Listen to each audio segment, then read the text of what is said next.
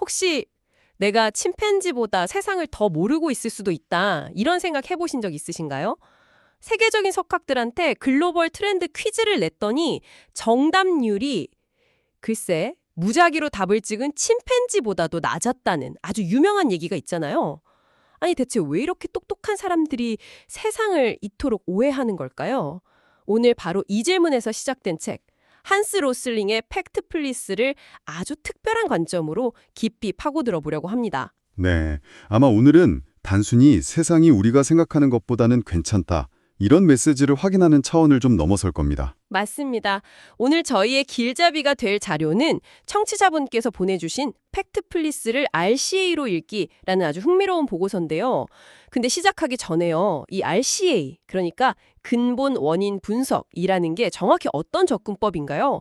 책 한 권을 읽는데 이런 공학적인 도구가 왜 유용한 거죠? 그거 아주 좋은 질문입니다. RCA, 즉 근본 원인 분석은요, 보통 공장에서 제품 불량이 났을 때 어쩌다 이런 일이 벌어졌지? 이걸 추적해서 진짜 원인을 찾아내는 방법론이거든요. 이걸 우리 인식에 한번 적용해보는 겁니다. 왜 나는 세상을 실제보다 더 비관적으로 보는가? 이 문제의 표면적인 증상 너머에 있는 진짜 원인, 그러니까 우리 인식 시스템의 구조적인 결함을 찾아내자는 거죠. 이 책을 세상에 대한 진단서가 아니라 우리 생각의 흐름을 진단하는 도구로 쓰는 겁니다. 아하, 문제의 원인을 세상 탓으로 돌리는 게 아니라 세상을 바라보는 나의 인식 회로 자체를 점검해보자는 말씀이시군요. 와, 이거 정말 흥미로운 관점이네요. 네, 오늘 우리가 다룰 핵심은 세상이 좋아지고 있는가 이게 아니고요. 왜 나의 인식은 세상을 나쁘게 보도록 자동적으로 움직이는가? 바로 이겁니다. 보내주신 자료는 이 현상을 인식 루프의 고장으로 진단하고 있어요. 그러니까 사실이 곧바로 이해나 책임 있는 선택으로 흐르질 못하고 중간에 감정적인 반응이나 성급한 평가, 이 굴레에 갇혀버린다는 거죠. 그 인식 루프의 고장이라는 말 정말 와닿네요. 얼마 전에 아이가 갑자기 열이 펄펄 끓어서 응급실에 갔는데 의사 선생님은 괜찮다고 하는데도 제 머릿속에서는 온갖 최악의 시나리오가 막 돌아가더라고요. 사실은 의학적으로 괜찮다는 건데 제 인식은 아이가 위험하다는 거였고 반응은 극심한 공포, 그리고 평가는 이 병원 뭔가 미심쩍다는 불신으로 흘러간 거죠. 딱 그 말씀이시네요. 바로 그겁니다. 그게 바로 왜곡 루프가 작동하는 방식이에요. 그럼 이제부터 우리의 인식 회로가 구체적으로 어떻게 그리고 왜 고장나는지 그 원인을 하나씩 파헤쳐 보겠습니다. 좋습니다. 문제를 세상이 아니라 나의 인식 회로라는 관점에서 들여다본다니 벌써부터 기대가 됩니다. 보내주신 자료의 핵심 다이어그램을 한번 보시죠. 여기에 인식, 반응, 평가로 이어지는 이 왜곡된 순환고리가 그려져 있습니다. 이 고리를 딱 끊고 사실, 이해, 책임 있는 선택이라는 건강한 길을 새로 만드는 것. 이것을 자료에서는 흐름의 복원, 플로우 리커버리라고 부릅니다. 흐름의 복원이라. 마치 막혔던 혈관을 뚫어서 피가 제대로 돌게 하는 것처럼 정보가 감정에 덫에 걸리지 않고 올바른 판단까지 쭉 흘러가게 만든다는 그런 의미로 들리네요. 정확한 비유입니다. 문제는 정보가 부족해서가 아니에요. 정보가 흐르는 경로 그 자체가 망가졌다는 거죠. 우리 뇌는 진화적으로 정확성보다는 뭐랄까 즉각적인 생존에 먼저 반응하도록 설계되었거든요. 그래서 뉴스나 SNS에서 접하는 극단적이고 자극적인 정보, 예를 들어 끔찍한 아동학대 사건 같은 건 우리의 생존 본능을 직접 건드려서 사실관계를 제대로 이해하기도 전에 감정적인 분노와 성급한 단죄로 이어지는 그 왜곡된 루프를 아주 강력하게 강화합니다. 그렇군요.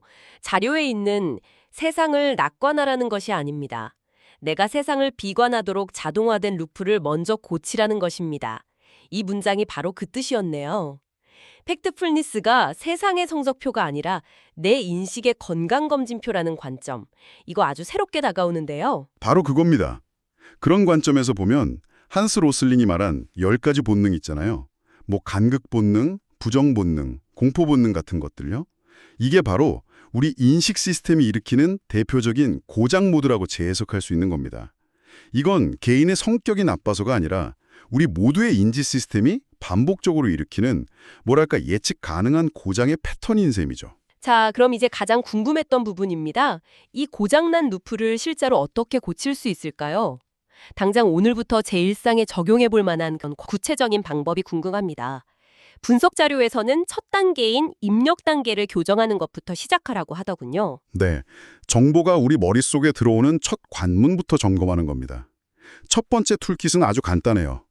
중간을 찾아라 입니다.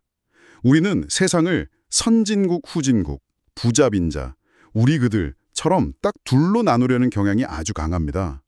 간극 본능이죠. 하지만 이 이분법을 멈추고 그 거대한 중간에 있는 다수를 보는 연습을 하는 겁니다. 흑과 백으로 나누는 게 세상을 이해하기엔 편하니까 자꾸 그렇게 생각하게 되는 것 같아요. 하지만 현실은 대부분 그 사이에 회색지대에 있다는 걸 인정하는 게 시작이겠군요. 맞습니다. 두 번째 툴킷은 맥락을 부여하라입니다. 분모나 비율, 비교 대상이 없는 숫자는 그저 감정만 자극할 뿐 사실상 아무 의미가 없는 경우가 많아요. 자료에 나온 예시를 한번 들어볼까요? 전 세계에서 매년 420만 명의 영아가 사망한다.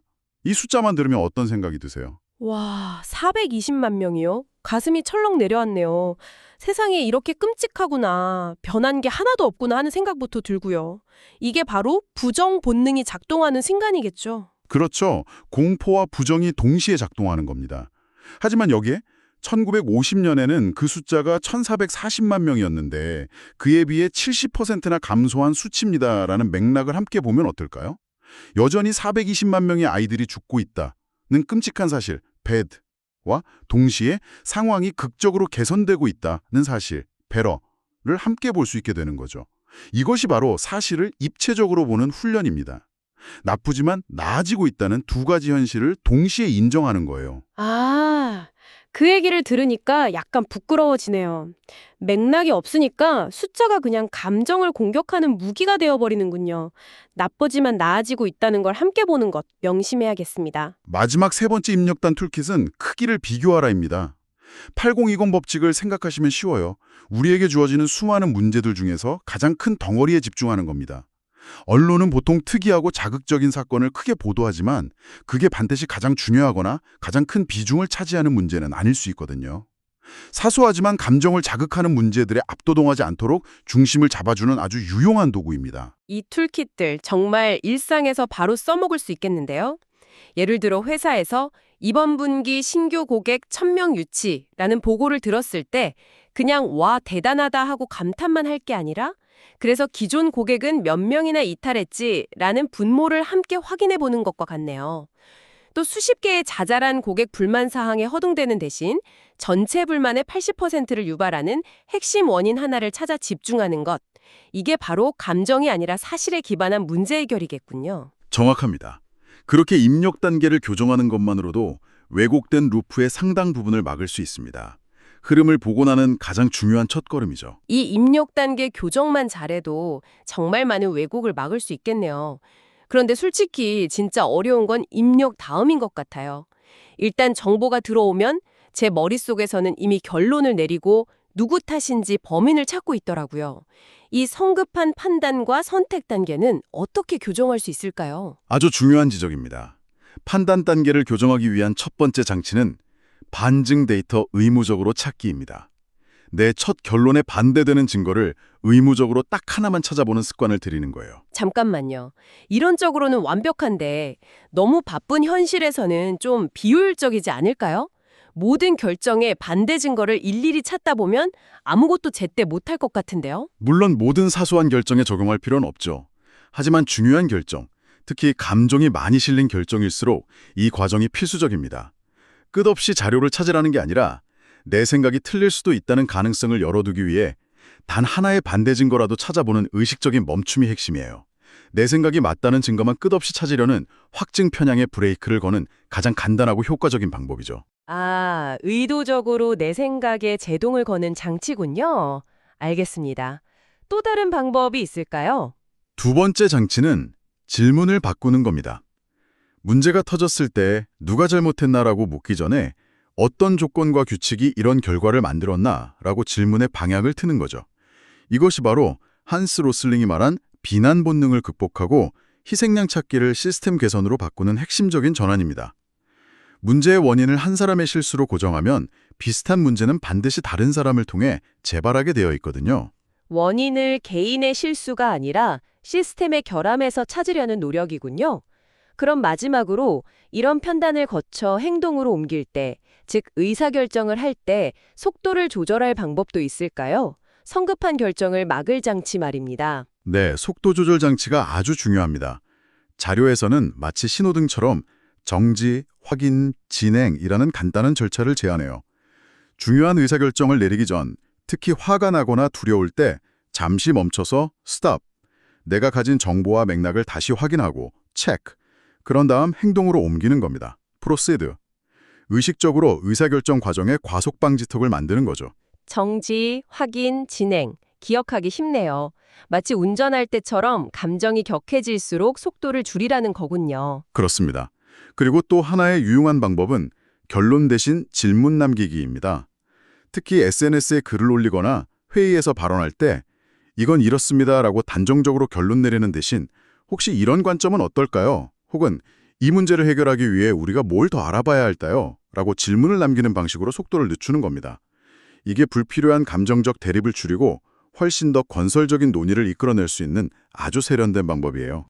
동료의 실수 때문에 프로젝트에 차질이 생겼을 때 분노의 메신저를 보내기 전에 일단 멈추고 그 실수가 왜 발생했는지 업무 절차나 소통 방식에 구조적인 문제는 없었는지 확인한 다음 특정인을 비난하는 대신 재발 방지를 위한 시스템 개선을 제안하는 거죠. 이게 훨씬 건설적인 해결책이 되겠네요. 개인의 감정 소모도 훨씬 줄어들고요. 바로 그것이 사실이 이해를 거쳐 책임 있는 선택으로 이어지는 건강한 흐름입니다. 오늘 저희는 팩트풀니스를 나의 인식 루프를 진단하는 도구라는 새로운 렌즈로 아주 깊이 있게 들여다봤습니다. 핵심은 세상을 무조건 긍정적으로 보자는 게 아니라 내 안에서 자동으로 돌아가는 왜곡된 루프를 먼저 발견하고 그 고리를 끊어내자는 것이었습니다. 그렇게 함으로써 사실이 감정의 필터를 거치며 왜곡되지 않고 차분한 이해로 그리고 최종적으로 책임 있는 선택으로 이어지는 건강한 정보의 흐름을 회복하는 것이었죠. 맞습니다. 팩트풀니스를 RCA, 즉 근본 원인 분석으로 읽는다는 건 세상을 채점하는 일이 아니에요. 세상을 읽는 나의 눈이 어디서부터 어떻게 흐려지는지 그 경로를 추적하고 진단하는 일이죠. 저희가 TNF, 즉 테라노바 플로우 철학에서 강조하는 것이 바로 이것입니다. 데이터는 감정을 이기거나 억누르기 위해 존재하는 것이 아닙니다. 우리의 감정이 데이터를 왜곡하지 않도록, 그래서 우리의 판단이 벼랑 끝으로 떨어지지 않도록 든든하게 잡아주는 안전 난간이 되어야 합니다. 데이터가 감정의 폭주를 막는 안전 난간이 되어야 한다는 말씀 정말 깊이 새겨야겠습니다. 그럼 마지막으로 청취자분들께 생각해볼 거리를 하나 던져드리고 싶습니다. 앞으로 한 주간 뉴스의 헤드라인이나 데이터를 접하고 마음속에서 역시 세상은 이렇다니까 혹은 그럴 줄 알았어 하는 강한 확신이 들 때를 한번 포착해보세요. 그리고 감정적으로 반응하기 직전 딱 하나의 팩트풀리스 질문을 스스로에게 던져보는 건 어떨까요? 예를 들어, 이 숫자의 비교 대상은 뭐지? 혹은 여러 문제 중에 가장 큰 덩어리는 뭘까? 같은 질문 말입니다. 이는 문제를 외면하거나 부정하는 것이 아니라 문제의 진짜 모습을 정확히 보기 위한 첫걸음이 될 겁니다. 어쩌면 이 작은 연습이 세상에 대한 우리의 시각뿐만 아니라 우리가 매일 만나는 동료나 가족에 대한 섣부른 판단을 멈추게 하는 가장 강력하고 현명한 도구가 될지도 모릅니다. TNF, 테라노와 필로소피